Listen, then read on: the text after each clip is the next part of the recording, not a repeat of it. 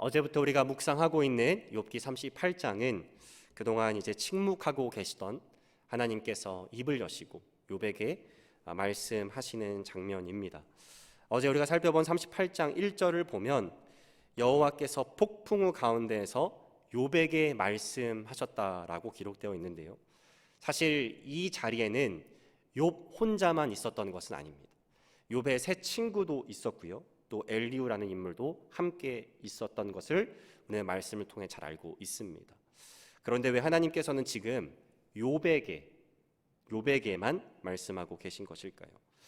우리가 이미 잘 알고 있듯이 욥기를 보면 가장 큰 고난을 경험한 자가 바로 욥이고요. 또 이 고난을 통해서 흔들리고 있었던 사람 또한 욥인 것을 알 수 있습니다. 이러한 욥을 지금 특정해서 대상해서 하나님께서 말씀하고 계신다라는 것은 어찌 보면 고난 중에 흔들리지 않을 수 있는 해답을 하나님께서 주고자 하심이라는 것을 우리가 알 수 있습니다. 저는 그래서 오늘 본문을 묵상하면서 성도님들과 함께 고난의 충분한 해답, 고난 중에도 흔들리지 않을 수 있는 하나님께서 주시는 해답 두 가지를 살펴보면서 은혜를 나누기를 원합니다. 첫 번째로 오늘 본문에서 하나님께서 고난 중에 있는 욥에게 주시는 해답은 바로 창조주 하나님의 전지전능하심과 인간의 무지무능함을 깨닫고 인정하는 것입니다. 오늘 본문 22절부터 41절을 쭉 보시면 대부분의 내용은 우리가 알 수도 없고 또 다스릴 수도 없는 자연의 법칙, 또 자연의 섭리들을 하나님께서는 다 알고 계시고 다스리고 계시고 운용하고 계신다라는 것을 말씀을 통해서 알 수 있는데요. 하나님께서는 눈, 우박, 빛, 바람, 비, 번개를 만드시고 다스리시면서 심지어 우주의 별들까지도 통치하고 계신다라는 것을 알 수 있습니다. 그뿐만이 아니라 사자, 까마귀와 같은 동물들의 먹이 사슬까지도 세밀하게 관여하시고 간섭하시는 분이 바로 하나님이시라는 거예요. 이것은 사실 빙산의 일각에 불과합니다. 우리는 지금 38장을 보고 있지만 39장, 40장, 41장에 걸쳐서 이 창조주 하나님의 전지전능하심이, 그분의 크고 놀라우심이, 위대하심이 얼마나 가득한지를 우리는 말씀을 통해서 계속해서 볼 수 있습니다. 여기서 우리는 한 가지 가정을 해볼 수 있죠. 만약 이 모든 자연의 법칙, 이 모든 자연의 섭리, 이 통치를 하나님이 아닌 우리 인간이 하게 된다면 이 세상은 과연 어떻게 변하게 될까요? 실제로 우리는 하나님께서 창조하신 이 자연의 법칙과 섭리에 인간이 도전하는 행동들이 인간에게 얼마나 큰 악재로 작용해 왔는지 여러 사례를 통해서 알고 있습니다. 중국에서는 최근에 이 폭염으로 인해서 가뭄이 심한 지역에 인공강우를 내릴 수 있는 기술을 개발했다고 합니다. 대기 중에 있는 이 구름에다가 화학물질을 뿌려서 인위적으로 비가 내리게 하는 기술인데요. 사실 이 가뭄을 겪고 있는 지역에는 그 비가 내리는 것이 굉장히 큰 단비가 될 수 있지만 그 비가 내리고 난 이후에 환경의 문제, 또 주변 국가에게 끼치는 영향이 굉장히 부정적이기 때문에 아직 많은 이야기들이 나오고 있는 그런 기술이라고 합니다. 그 이유는 구름에 살포되는 이 화학 물질들의 발암 물질도 많이 들어가 있고 또 환경을 파괴하는 물질들이 많이 들어가 있기 때문이라고 합니다. 반대로 2018년도에는 중국의 칭다오라는 지역에서 폭우가 계속되자 이 인공강우 기술을 역이용해서 이 소우탄이라는 것을 대량 발사했는데요. 실제로 이 소우탄을 발사해서 비구름이 없어졌음에도 불구하고 계속해서 폭우가 멈추지 않는 기이한 현상이 지속됐다고 합니다. 자연 앞에 인간이 얼마나 무지하고 무능한지를, 또 자연을 다스리시는 하나님께서 얼마나 전지하시고 전능하신지를 알 수 있는 대목인 것이죠.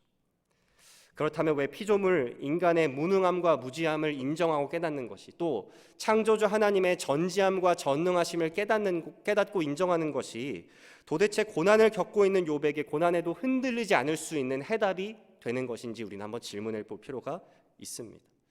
욥은 계속해서 이 38장 이전의 말씀들을 통해서 고난 중에도 침묵하시고 개입하고 계시지 않는 하나님에 대해서 원망 섞인 목소리, 또 불평의 목소리를 냈습니다. 그런데 만약 이러한 창조주 하나님께서 전지전능하심 가운데 눈, 우박, 빛, 바람, 비, 번개를 만드시고 다스리시면서 사자, 까마귀와 같은 동물들의 삶에도 간섭하고 계신다면, 개입하고 계신다면 하나님의 생기로 만드신 인간의 삶에는 더더욱 개입하시고 간섭하신다라는 것을 우리는 깨달을 수 있기 때문입니다. 우리가 이미 잘 알고 있는 마태복음 6장 26절의 말씀을 보면 예수님께서 이렇게 말씀하십니다. 공중에 새를 보라. 심지도 않고 거두지도 않고 창고에 모아들이지도 아니하되 너희 하늘 아버지께서 기르시나니 너희는 이것들보다 귀하지 아니하냐. 고난 중에 우리의 무능함과 무지함을 인정하고 깨닫는 것, 창조주 하나님의 전지하심과 전능하심을 바라보는 것이 고난 가운데 있는 자들에게 해답이 되는 이유는 그분의 간섭과 개입이 우리 삶에 없는 것처럼 여겨질 때도 그분께서 간섭하고 계시고 개입하고 계심을 우리가 고백할 수 있게 하기 때문입니다. 그리고 우리의 삶을 통해서 하나님의 계획이 이루어짐을 보게 하기 때문입니다. 그래서 하나님께서 38장부터 41장까지의 말씀을 다 마치시고 욥이 그 얘기를 다 들은 다음에 가장 먼저 하는 고백이 바로 이 고백입니다. 욥기 42장 2절의 말씀인데요, 주께서는 못하실 일이 없사오며 전능하심을 얘기하고 있어요. 무슨 계획이든지 못 이루실 것이 없는 줄 압니다.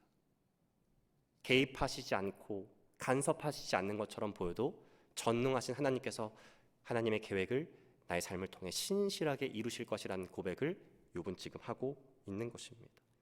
고난 가운데 우리의 무능함과 무지함을 인정하고 창조주 하나님의 전능하심과 전지하심을 인정하는 가운데 그분의 개입하심과 간섭하심을 신뢰하며 하나님의 계획이 이루어짐을 믿으시는 우리 성도님들 되시기를 주님의 이름으로 축복합니다.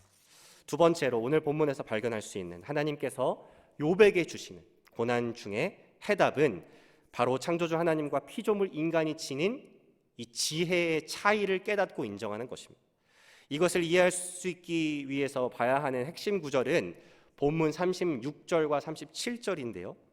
36절에 보니까 가슴 속의 지혜는 누가 준 것이냐, 수탉에게 슬기를 준 자가 누구냐라고 기록되어 있어요.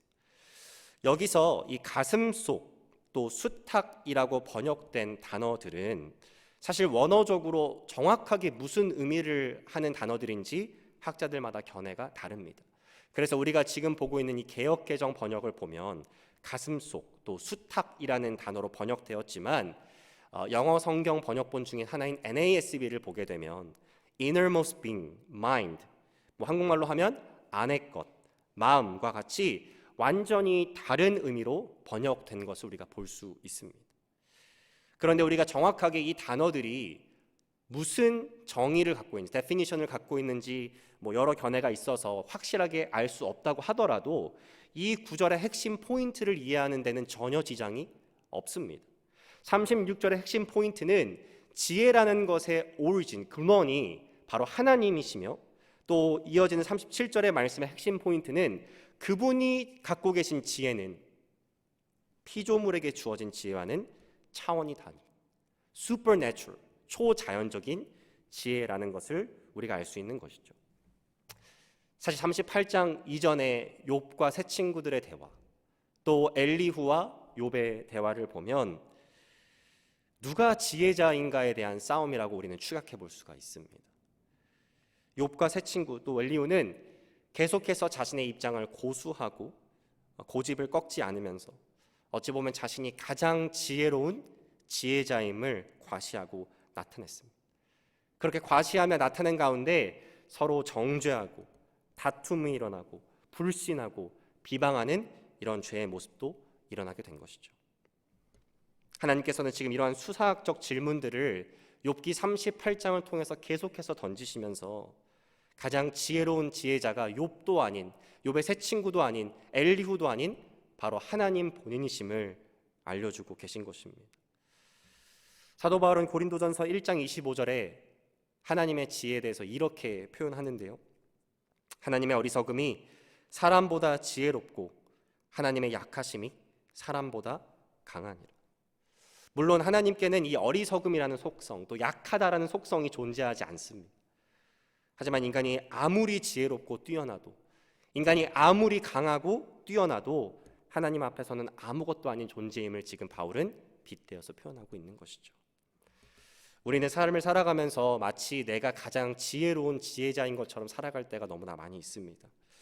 연말이 지나면 우리가 많이 하는 것들이 있는데요. 바로 이 New Year's Resolution, 새해 소망을 이렇게 계획하고 적는 것입니다.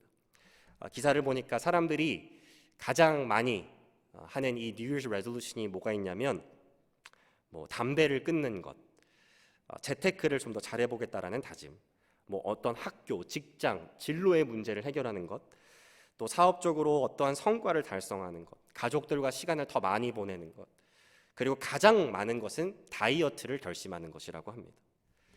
물론 우리가 나름대로 주어진 상황 속에서 나의 지혜를 갖고 계획을 세우고 그 계획대로 그것들을 실행해 나가는 것이 잘못된 것은 아니죠. 그것을 나쁘다고 할 수가 없습니다. 그런데 여기에 만약에 한 가지가 빠지게 되면 그것은 무의미한 것이 될 수 있는데요. 그것은 바로 이 모든 것들을 하나님께서 허락하시지 않으면 불가능하다라는 하나님을 신뢰하는 믿음이 필요한 것입니다. 야고보서 4장 13절부터 15절에는 이렇게 기록되어 있습니다. 들으라, 너희 중에 말하기를 오늘이나 내일이나 우리가 어떤 도시에 가서 거기서 1년을 머물며 장사하여 이익을 보리라 하는 자들아, 내일 일을 너희가 알지 못하는도다. 너희 생명이 무엇이냐? 너희는 잠깐 보이다가 없어지는 안개니라. 너희가 도리어 말하기를 주의 뜻이면 우리가 살기도 하고 이것이나 저것을 하리라 할 것이거늘. 여러분, 이것이 바로 지혜 있는 자의 모습인 것입니다. 내가 가진 지혜가 있고 계획이 있고 생각이 있지만 그 지혜와 생각과 계획은 하나님이 갖고 계신 지혜와 계획과 생각에 비교했을 때 정말 아무것도 아닌 것임을 우리가 기억하면서 하나님의 인도하심과 그분의 말씀의 디렉션을 따라 살아가려고 하는 자세, 그분의 개입하심과 간섭하심에 따라서 살아가려고 하는 마음가짐, 이것이 참된 지혜자가 갖고 있는 생각과 자세인 것이죠. 그렇다면 여기서 우리는 다시 한번 질문해 볼 필요가 있습니다. 이렇게 하나님의 절대적 지혜자 되심을 인정하고 깨닫는 것이, 또 반대로 인간의 어리석음과 연약함을 고백하고 인정하는 것이 어떻게 고난에도 흔들리지 않을 수 있는 충분한 해답이 되는 것일까요? 그 대답은 너무나도 간단합니다. 우리가 생각해낼 수 있는, 우리의 지혜로 계획할 수 있는 것들, 우리의 방법대로 해결할 수 있는 것들과 전혀 다른 방법과 생각과 계획으로 하나님께서는 하나님의 선을 이루실 수 있는 분임을 볼 수 있게 하기 때문인 것이죠. 우리 사랑하는 하늘의교회 성도님들께서 고난 가운데 계신다고 할지라도 욥과 세 친구 또 엘리후가 그랬듯이 하나님을 원망하거나 서로를 비방하거나 정죄하는 자리로 나아가는 것이 아니라 그 가운데 인간의 무지함과 무능함을 인정하고 창조주 하나님의 전지하심과 전능하심을 인정하고 하나님의 절대적 지혜자 되심을 깨닫고 인정하는 가운데 그 고난을 넉넉하게 이기시고 고난의 충분한 해답을 얻으시는 은혜를 누리시기를 주님의 이름으로 축원합니다. 기도하겠습니다. 사랑하는 하나님, 감사합니다. 우리가 고난 중에 있을 때 우리는 너무나도 쉽게 세상의 방법으로, 인간의 지혜로, 인간의 계획으로 그 모든 것들을 해결하려고 하고 거기서 해답을 찾고자 할 때가 많이 있습니다. 하지만 오늘 본문을 통해서 우리에게 알려주신 것처럼 고난 중에도 우리가 흔들리지 않을 수 있는 참된 해답은 전지전능하신 하나님을 깊이 있게 만나는 것, 절대적 지혜자 되신 하나님을 인정하고 깨닫는 것임을 우리가 잊지 않게 하여 주옵소서. 고난 가운데 우리가 생각하고 계획하고 정한 방법대로가 아닌 하나님의 계획과 생각과 방법대로 해결하심을 경험하게 하시고 그 가운데 하나님만을 신뢰하며 나아갈 수 있는 믿음을 우리에게 허락하여 주옵소서. 감사드리며 예수 그리스도 이름으로 기도합니다.